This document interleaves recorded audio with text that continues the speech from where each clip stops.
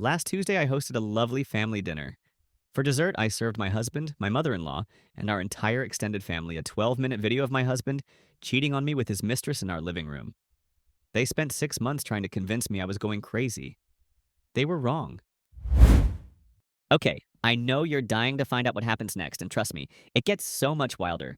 Before we continue, make sure you hit that subscribe button so you never miss another story like this. And while you're at it, say hi in the comments and let me know where in the world you're listening from today. It's always awesome to see our story family grow.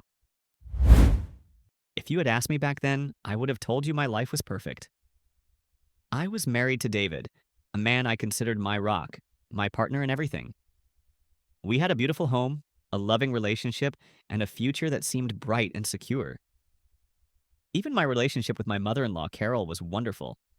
She was warm, supportive, and treated me like the daughter she never had. She lived just 10 minutes away and would often pop over to bring us homemade soup or just to chat.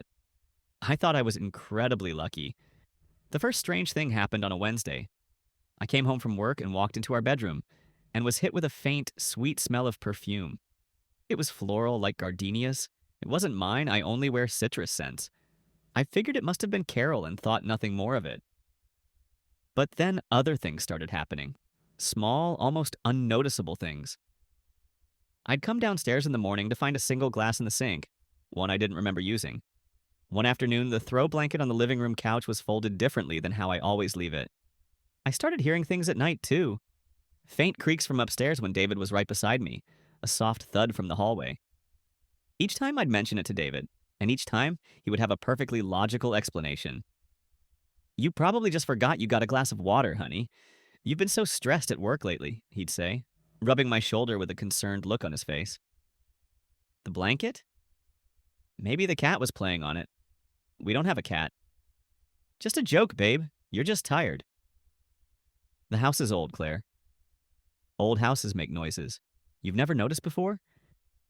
He was so calm, so reasonable that I started to believe him. I was stressed at work. Maybe I was becoming forgetful.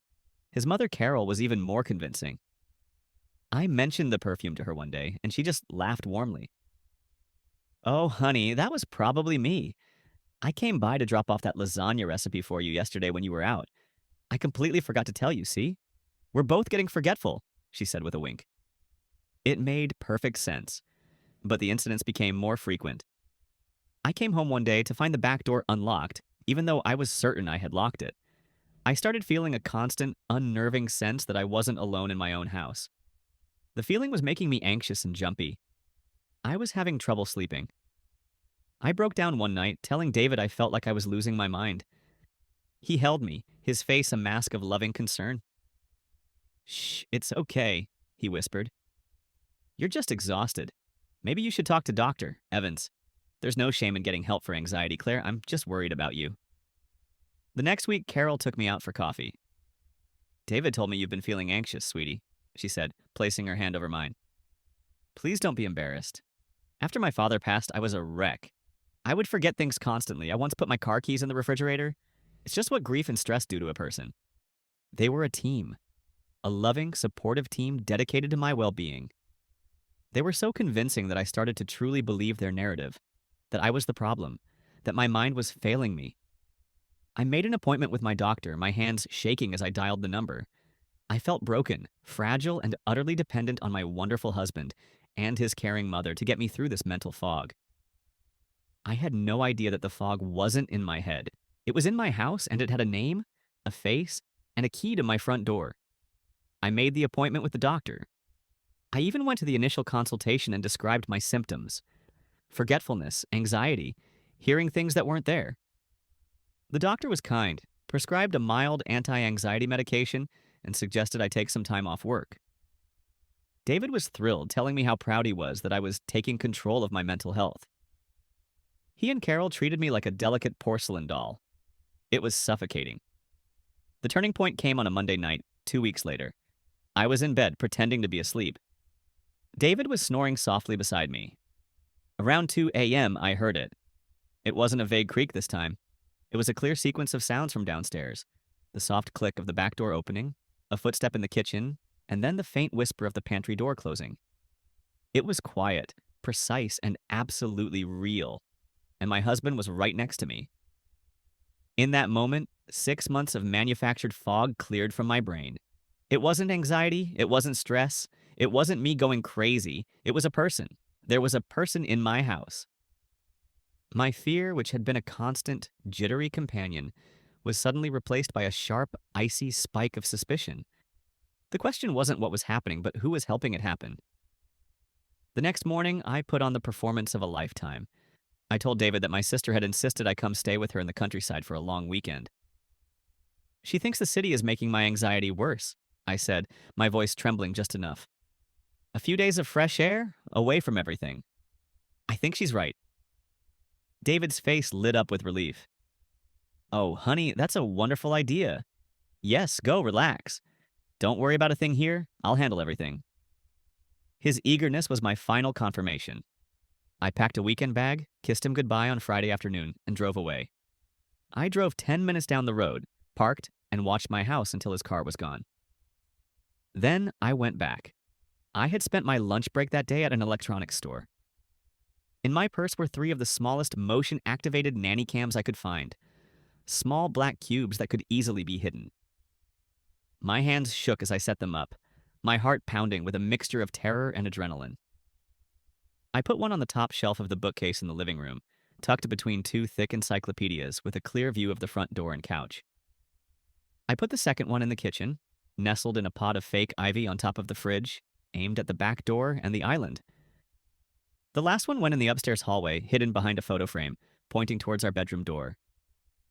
I connected them to my laptop through a simple app, checked the live feeds, and then I left for good. I didn't go to my sister's. I checked into a cheap motel just off the highway, one with reliable Wi-Fi. I sat on the stiff bed, opened my laptop, and arranged the 3 camera feeds on my screen. And then I waited. The first night was agonizing. Nothing happened. The house was dark and silent. I watched for hours until my eyes burned, my mind starting to play tricks on me again. What if I'm wrong? What if I've done all this for nothing, and I really am just paranoid? I fell into a restless sleep, feeling more lost than ever. I almost gave up on the second day. I spent the day watching an empty, silent house, feeling my resolve crumble. But I decided to see it through one more night. I ordered a pizza to my motel room and settled in for the long wait. At 8:15 p.m. it happened. The feed from the living room camera showed the front door opening. Not with a bang, but with the quiet click of a key turning in the lock. A young woman I'd never seen before, pretty and brunette, stepped inside. She moved with a casual familiarity, kicking off her shoes and placing her purse on my entryway table. The ghost was real. At 8:25 p.m., the kitchen camera showed the back door opening. My mother-in-law, Carol, walked in carrying a bag of groceries. She didn't look surprised to see the brunette. She smiled warmly. "Emily, you're here early," she said, her voice clearly audible through the camera's microphone. "David's stuck in traffic, the poor dear." I felt the air leave my lungs. Emily. Carol knew her name. They were waiting for my husband together, in my kitchen. At 8:45 p.m., David walked in through the front door. "Sorry I'm late, ladies," he said, his voice cheerful. He walked over to Emily and gave her a long, passionate kiss. My mother-in-law just smiled, turning away to start unpacking the groceries onto my kitchen island. I watched, paralyzed, for the next hour. I watched them cook my husband's favorite meal in my pans. I watched them drink my wine from my glasses. I watched my mother-in-law chat and laugh with my husband's mistress as if they were old friends. They were a bizarre, twisted little family, and I was just the crazy, inconvenient woman who paid the mortgage. The anxiety I had felt for 6 months was gone. The fear was gone. The self-doubt was gone. All of it was burned away by a pure, white-hot rage that left me feeling preternaturally calm. I wasn't a victim anymore, I was a witness. I didn't scream. I didn't cry. I sat there in that cheap motel room and methodically clicked record. I recorded every angle, every conversation, every laugh, every single damning kiss. The crazy woman they had worked so hard to create was gone. In her place was something much, much worse. A sane woman with a copy of everything. I didn't go home on Sunday night. I couldn't. Instead, I sent David a simple text. "My sister is having a tough time. Going to stay one more day to support her. See you tomorrow night. Love you. The love you almost made me gag, but I had to maintain the illusion. I spent the next 24 hours in that motel room, not sleeping, but planning. I watched the videos over and over, not with pain, but with the focus of a general planning a battle. I edited the best clips from all three camera angles into one seamless 12-minute montage of betrayal. When I finally returned home on Monday evening, I was the perfect picture of a woman refreshed. I hugged David, telling him the country air had done me a world of good. I called Carol and thanked her for the lasagna recipe, saying I felt much less foggy. They exchanged a triumphant look over my head, so sure that their gaslighting had worked. For the next week, I was a model wife. I took my medication, I went to bed early, I smiled and nodded. I was playing my part. Then I made my move. I want to host a family dinner, I announced the following weekend. A big one for your whole family. David looked surprised. Honey, are you sure you're up for that? I've never been more sure, I said, giving him my most fragile smile. My therapist said that reconnecting with loved ones is the best thing for my anxiety. I want to thank everyone, especially you and your mom, for being so incredibly supportive during my difficult time. It was the perfect bait. The idea of being praised in front of the entire family for his loving devotion was irresistible to his ego. He and Carol eagerly helped me plan everything. They had no idea they were planning their own execution. The night of the dinner party was cinematic. The house was filled with David's relatives, his father, a stern and respectable businessman, his two sisters with their husbands, his aunts and uncles. I was the perfect hostess, charming and gracious. David and Carol were the stars of the show, soaking up praise for their patience and kindness towards poor, fragile Claire. At one point, I overheard David's aunt telling Carol, "You raised such a good man." Not many husbands would be so steady through something like this. Carol just beamed with pride. After the main course was cleared, I stood up and clinked my glass for attention. I just want to say a few words, I began, my voice clear and steady. The whole room fell silent. I want to thank you all for being here, and I especially want to thank my wonderful husband, David, and my amazing mother-in-law, Carol. I paused, looking at them both as they preened. Your support has meant everything to me. In fact, I've put together a little home movie, a tribute to what family is really all about. A few people smiled, thinking it was sweet.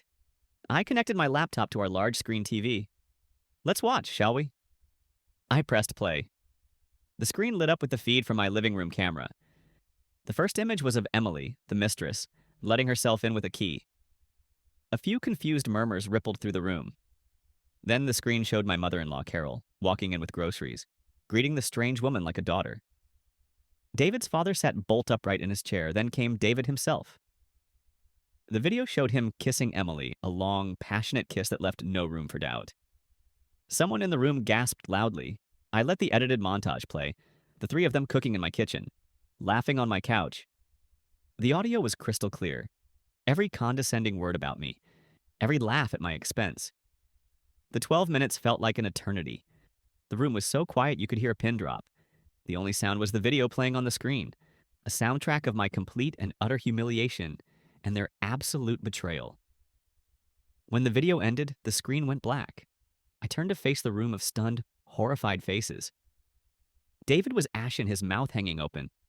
Carol looked like she had seen a ghost, a real one this time. I let the silence hang for a beat, and then I spoke, my voice devoid of any emotion. As you can see, I'm not crazy, just very, very well informed. I turned my gaze directly to my husband and his mother. I've already spoken to a lawyer. The divorce papers will be served tomorrow morning, David. And Carol, I said, my voice dropping an octave, a restraining order will be filed. If you ever set foot on this property again, you will be arrested. I looked at the rest of the family, who were all staring, frozen in shock. The party's over, I said calmly. Please leave my house, now. Chaos erupted. David's father, his face purple with rage, stood up and screamed at his son. Aunts were crying. But I didn't watch the fallout. I walked to my front door, opened it wide, and waited. One by one, they all filed out, a parade of shame and disbelief. David and Carol were the last to leave, unable to even look at me. I closed the door behind them, and for the first time in 6 months, I felt completely and totally alone in my house. And I had never felt more sane in my entire life.